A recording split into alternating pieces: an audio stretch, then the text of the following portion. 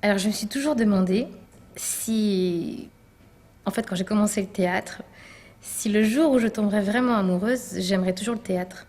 Si ce serait toujours une passion ou si ça allait un petit peu décompenser par ailleurs. Et puis, je suis vraiment tombée amoureuse. Et puis, le monsieur est parti et le théâtre est resté. Alors, c'est pour ça que je dis que le théâtre, c'est un peu mon plus vieux et plus fidèle amant, on va dire. Et j'espère bien qu'il va le rester. Alors des fois on se retrouve et puis on n'a pas envie, et puis des fois on est très heureux de se retrouver, et puis des fois on a envie de lui mettre des coups pendant la gueule, et puis des fois c'est très émouvant, des fois il y a des belles choses qui se passent en plus. Mais bon, il est toujours là, et ça c'est très bien. C'est une espèce de... C'est très rassurant. C'est bien d'avoir un vieux copain comme ça.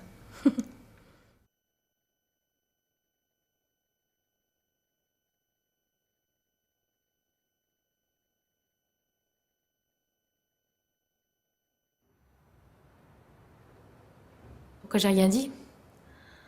Parce qu'il y avait rien à dire. Surtout rien dire, et puis vite s'en aller.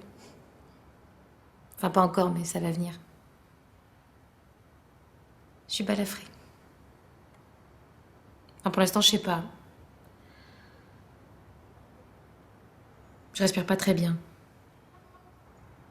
Je pensais bien qu'il y avait quelque chose, qu'il était mal à l'aise, que j'étais mal à l'aise. Puis il me l'a pas dit.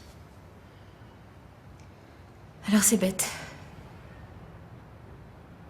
C'est bête de vivre 10 ans avec quelqu'un et puis on n'ose pas dire.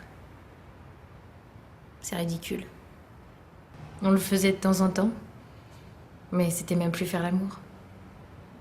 C'était une habitude, un rite. Je pensais qu'il me tromperait.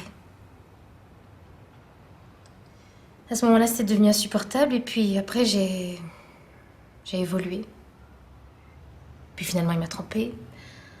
Et puis finalement, je l'ai appris et puis c'était dramatique. Puis après, ça m'excitait. Elle doit être très douce.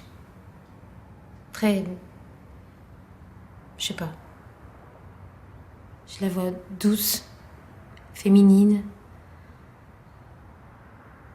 Tout ce que j'ai pas. Pourquoi je peux pas en avoir? C'est difficile. On est beau. C'est merveilleux.